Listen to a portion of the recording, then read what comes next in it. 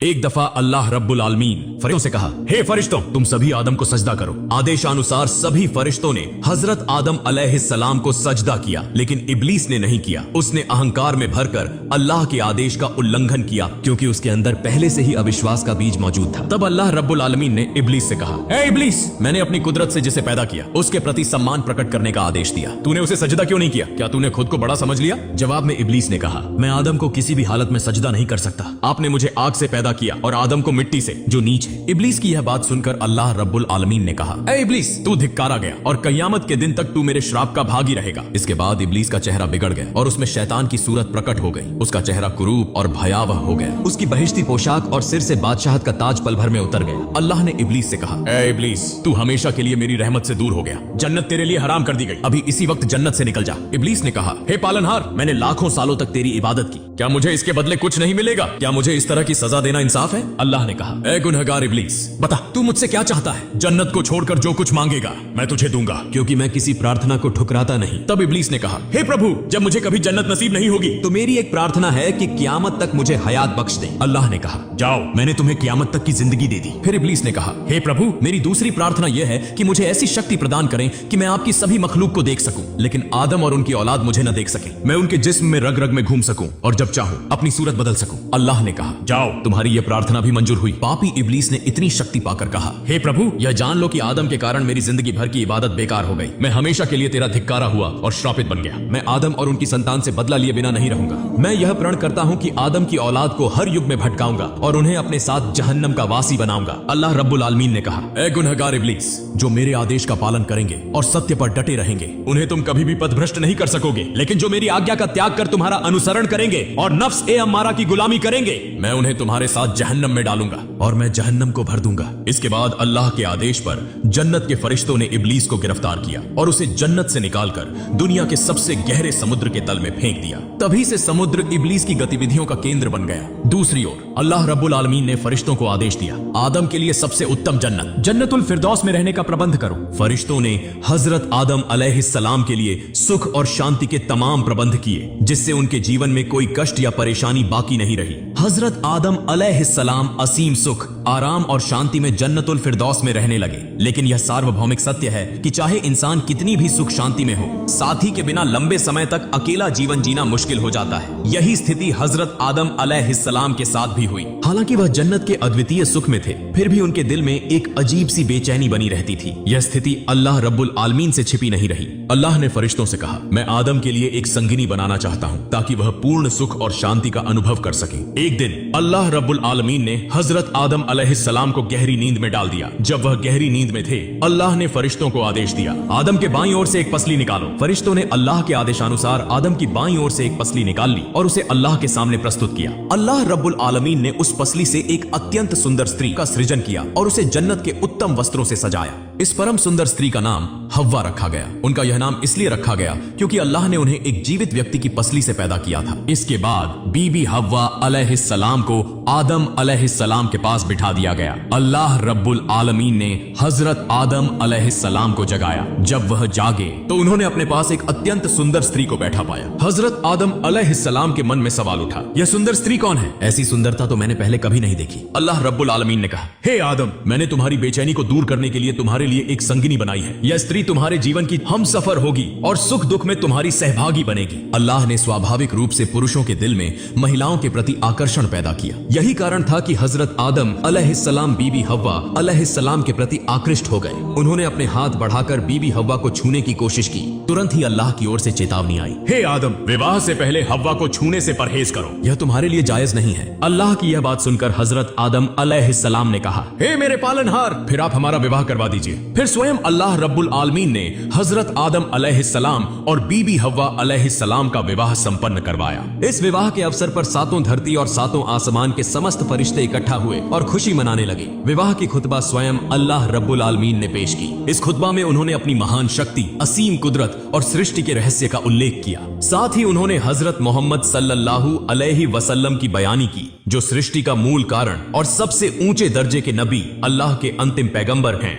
हजरत आदम और बीबी हव्वा अलैहिस्सलाम का विवाह संपन्न होते ही आदम अलैहिस्सलाम बीबी हव्वा अलैहिस्सलाम के प्रति अत्यंत आकर्षित हो गए। उन्होंने फिर से बीबी हव्वा अलैहिस्सलाम को छूने की कोशिश की। तभी अल्लाह रब्बुल आलमीन की ओर से आवाज आई, हे आदम, पहले तुम महर अदा करो। महर अदा करने से पहले वह तुम्हारे लिए जायज और हलाल नहीं होंगी। यह सुनकर आदम अलैहिस्सलाम ने कहा, हे मेरे पालनहार, इस पूरे विश्व के हर चीज के मालिक तो आप हैं। सब कुछ आपकी मिल्कियत में है। मेरे पास कोई संपत्ति नहीं है। मैं उनका महर कैसे अदा करूंगा? अल्लाह रब्बुल आलमीन ने फरमाया, हे आदम, तुम मेरे हबीब सल्लल्लाहु अलैहि वसल्लम के प्रति 10 बार दुरूद शरीफ पढ़ो और उनके ऊपर इनायत करो। यह तुम्हारे लिए महर की अदायगी हो जाएगी। अल्लाह रब्बुल आलमीन की इस बात को सुनकर आदम अलैहिस्सलाम के दिल में यह सवाल पैदा हुआ कि जिस शख्स के लिए मुझे दुरूद शरीफ पढ़ने का हुक्म दिया गया है वह कौन है? क्या वह मेरे वंशजों में से होंगे या किसी और कौम से संबंधित होंगे? यह सोच उनके दिल में गहराई तक बैठ गई और उनके दिल में उस महान शख्स को देखने की तीव्र इच्छा पैदा हुई। उन्होंने अल्लाह रब्बुल आलमीन से प्रार्थना की, हे अल्लाह, मैं आपके उस महान बंदे को देखना चाहता हूँ जिसके लिए आपने मुझे दुरूद शरीफ पढ़ने का हुक्म दिया है। अल्लाह रब्बुल आलमीन ने जवाब दिया, हे आदम, तुम अपनी अंगुली के नाखून पर नजर डालो, उसमें तुम मेरे हबीब मोहम्मद सल्लल्लाहु अलैहि वसल्लम का चेहरा देखोगे। यह सुनकर आदम अलैहिस्सलाम ने अपनी अंगुली के नाखून पर नजर डाली और उसमें हजरत मोहम्मद सल्लल्लाहु अलैहि वसल्लम का पवित्र चेहरा देख लिया। उन्हें देखते ही आदम अलैहिस्सलाम के दिल में उनके प्रति अपार मोहब्बत और प्रेम जाग उठा। उन्होंने तुरंत उनके लिए 10 बार दुरूद शरीफ पढ़ा। तब अल्लाह रब्बुल आलमीन ने फरमाया, हे आदम, जिस सच्चे इरादे और श्रद्धा से तुमने मेरे हबीब के लिए दुरूद शरीफ पढ़ा, उसके बदले में मैंने तुम्हारे लिए बीबी हव्वा अलैहिस्सलाम को हलाल कर दिया और तुम्हारी प्रतिष्ठा और महानता को कई गुना बढ़ा दिया। जाओ, तुम और तुम्हारी पत्नी जन्नत में रहो और जो चाहो खाओ। मैंने जन्नत की हर चीज तुम्हारे लिए हलाल कर दी है। इसके बाद अल्लाह रब्बुल आलमीन ने जन्नत के एक पेड़ की ओर इशारा करते हुए कहा, हे आदम, तुम और तुम्हारी पत्नी जन्नत में रहो और अपनी मर्जी से जो चाहो खाओ, लेकिन इस विशेष वृक्ष के पास मत जाना। यदि तुम इस पेड़ के पास गए तो तुम अत्याचारियों में से हो जाओगे। हजरत आदम अलैहिस्सलाम ने उत्तर दिया, हे मेरे पालनहार, हम पूरी तरह से आपकी आज्ञा का पालन करेंगे। आपकी असीम कृपा से हमें जन्नत के अनगिनत उपहार मिले हैं और यहाँ हमें इतनी सुख शांति नसीब हुई है। उस एक पेड़ का फल न खाकर हमें क्या हानि होगी और हम क्यों आपकी आज्ञा का उल्लंघन करेंगे? इसमें हमारा क्या लाभ हो सकता है? अल्लाह ताला ने फरमाया, हे आदम, यदि तुम उस वृक्ष का फल न खाओ तो तुम्हें कोई नुकसान नहीं होगा, लेकिन अगर तुम उसका फल खा लेते हो तो तुम ऐसे नुकसान का सामना करोगे जिसे किसी भी चीज से पूरा नहीं किया जा सकेगा। अल्लाह ताला के आदेश का पालन करते हुए हजरत आदम अलैहिस्सलाम और बीबी हव्वा अलैहिस्सलाम जन्नत में सुख शांति से रहने लगे। लेकिन उनका यह सुखमय जीवन देखकर इब्लीस जल भुनकर राख हो गया। उसके दिल में हमेशा आदम अलैहिस्सलाम के प्रति ईर्ष्या रहती थी। इसी कारण उसने उनकी हानि पहुंचाने की कसम खा रखी थी। इब्लीस हमेशा इस योजना में लगा रहता कि कैसे वह जल्दी से जल्दी उन्हें जन्नत से बाहर निकलवा सके। हालांकि इब्लीस को जन्नत से निकाल दिया गया था, फिर भी वह 7वें आसमान तक स्वतंत्र रूप से घूम सकता था। इसी स्वतंत्रता का लाभ उठाते हुए वह 7वें आसमान को पार करके जन्नत के दरवाजे तक पहुंच जाता और बार बार वहां आ जा रहा था। इब्लीस को जन्नत के अंदर प्रवेश करने की अनुमति नहीं थी, इसलिए उसने यह सोच रखा था कि यदि वह बाहर से ही हजरत आदम अलैहिस्सलाम और बीबी हव्वा अलैहिस्सलाम को देख सके तो उन्हें झूठे प्रलोभन देकर बहकाना मुश्किल नहीं होगा। इसी उम्मीद में इब्लीस जन्नत के दरवाजे पर बैठ गया और कई दिनों तक वहीं डटा रहा। कई दिनों के बाद जन्नत के दरवाजे के पास उसने एक मोर को देखा। मोर ने इब्लीस से पूछा, हे जनाब, तुम कौन हो और यहाँ क्यों हो? इब्लीस ने जवाब दिया, मैं अल्लाह का एक फरिश्ता हूँ और सिर्फ अल्लाह की इबादत करना ही मेरा काम है। मैंने सुना है कि अल्लाह रब्बुल आलमीन ने अपने नेक बंदों के लिए जन्नत नामक यह खूबसूरत स्थान बनाया है। इसका सौंदर्य और नेमतें इतनी अद्भुत हैं कि बिना देखे उनकी कल्पना भी नहीं की जा सकती। मैं लंबे समय से जन्नत के अंदर की झलक देखने के लिए यहाँ बैठा हूँ। क्या तुम मेरी यह ख्वाहिश पूरी कर सकते हो? मोर ने उत्तर दिया, नहीं जनाब, मेरे लिए यह संभव नहीं है। बाहर से किसी को जन्नत के अंदर प्रवेश कराना पूरी तरह से मना है। मेरे पास ऐसी कोई शक्ति नहीं है कि मैं तुम्हें अंदर ले जा सकूं। इब्लीस ने बहुत विनती की और कहा, हे दयालु जन्नतवासी, मुझे बस एक बार जन्नत के अंदर ले चलो। मोर ने उसकी बात मानने से इनकार कर दिया। तब इब्लीस ने चालाकी से अपनी योजना को अमल में लाने की कोशिश की। उसने मोर से कहा, मोर, अगर तुम मेरी यह ख्वाहिश पूरी कर दोगे तो मैं तुम्हें 3 ऐसी दुआएं सिखाऊंगा जिनसे तुम 3 अनमोल चीजें हासिल कर सकोगे। पहली, तुम कभी बूढ़े नहीं होगे। दूसरी, तुम अमर हो जाओगे और तुम्हारी कभी मृत्यु नहीं होगी। और तीसरी, तुम हमेशा के लिए जन्नत में रह सकोगे और तुम्हें कभी यहाँ से निकाला नहीं जाएगा। मोर इब्लीस द्वारा बताए गए 3 अनमोल वरदानों के लालच में आ गया, लेकिन फिर भी अकेले इब्लीस को जन्नत के अंदर प्रवेश कराने का साहस नहीं जुटा सका। उसने कहा, देखो मित्र, मैं तुम्हें जन्नत में प्रवेश कराना चाहता हूँ, लेकिन मेरे पास यह शक्ति नहीं है, परंतु मेरा एक साथी है जो शायद तुम्हारी यह इच्छा पूरी कर सकता है। तुम यहीं प्रतीक्षा करो, मैं उससे बात करता हूँ और देखता हूँ कि वह इसके लिए तैयार होता है या नहीं। इसके बाद मोर सर्प के पास पहुंचा और कहा, मित्र, जन्नत के दरवाजे पर एक फरिश्ता बैठा है जिसे केवल एक बार जन्नत के अंदर झांकने की बहुत तीव्र इच्छा है। उसने मुझसे बहुत विनती की, यदि तुम दया करके उसकी यह इच्छा पूरी करने में मदद कर दो तो वह हमें 3 ऐसी दुआएं सिखाएगा जिनसे हम 3 अमूल्य और दुर्लभ चीजें प्राप्त कर सकते हैं। मोर ने इब्लीस के वादे दे। और उन 3 चीजों के बारे में सर्प को विस्तार से बताया। यह सुनकर सर्प भी लालच में आ गया और उसने जन्नत के दरवाजे पर जाकर इब्लीस से कहा, हे मित्र, तुम जन्नत में प्रवेश करना चाहते हो और इसके बदले हमें 3 अमूल्य दुआएं सिखाओगे। यदि यह सच है तो पहले वह दुआएं सिखाओ, फिर मैं तुम्हें जन्नत के अंदर ले जाने की व्यवस्था करूंगा। इब्लीस ने कहा, मैं कसम खाकर कहता हूँ, यदि तुम मुझे जन्नत के अंदर ले जाओगे तो मैं तुम्हें वह तीनों दुआएं सिखा दूंगा। मैं तुम्हें धोखा नहीं दूंगा। पहले मुझे जन्नत के अद्भुत सौंदर्य को देखने दो, उसके बाद मैं तुम्हें वह दुआएं सिखाऊंगा। मुझ पर संदेह मत करो, सर्प ने उत्तर दिया। बाहर से किसी को जन्नत के अंदर ले जाने की अनुमति नहीं है, लेकिन यदि तुम्हें वास्तव में जन्नत देखने की तीव्र इच्छा है तो यह काम गुप्त रूप से और सावधानी से करना होगा। यदि यह बात खुल गई तो मेरी खैर नहीं, मुझे कठोर सजा मिलेगी। इसलिए एक काम करो, मैं अपना मुंह खोलता हूँ, तुम मेरे मुंह के अंदर प्रवेश कर जाओ और वहीं छुपकर बैठ जाओ। सर्प ने मुंह खोला और इब्लीस उसके मुंह के अंदर छुपकर बैठ गया। इसके बाद मोर और सर्प ने मिलकर इब्लीस को जन्नत के अंदर गंधम वृक्ष के पास पहुंचा दिया। जन्नत में पहुंचने के बाद इब्लीस सर्प के मुंह से बाहर निकला और फरिश्ते का रूप धारण कर लिया। वह बड़ी करुणा के साथ रोने लगा। मोर और सर्प अपने कार्य को पूरा कर वहां से दूर चले गए, लेकिन उनके मन में डर था कि यदि उनका यह कार्य किसी को पता चल गया तो उन्हें कठोर दंड मिलेगा। इब्लीस की करुणा भरी आवाज सुनकर जन्नत की सभी हूरें और यहाँ तक कि बीबी हव्वा अलैहिस्सलाम भी वहां पहुंच गई। उन्होंने इब्लीस से पूछा, हे अल्लाह के बंदे, तुम क्यों रो रहे हो? इब्लीस ने उत्तर दिया, मैं तुम दोनों के भविष्य के बारे में सोचकर रो रहा हूँ। अल्लाह ताला जल्द ही तुम्हें और तुम्हारे पति हजरत आदम अलैहिस्सलाम को जन्नत से निकालकर धरती पर भेज देंगे, जो एक नीरस और अशांतिपूर्ण स्थान है। यह बात अर्श आजीम पर लिखी गई है। उसने आगे कहा, धरती पर जाना एक प्रकार की सजा है। वहां भूख,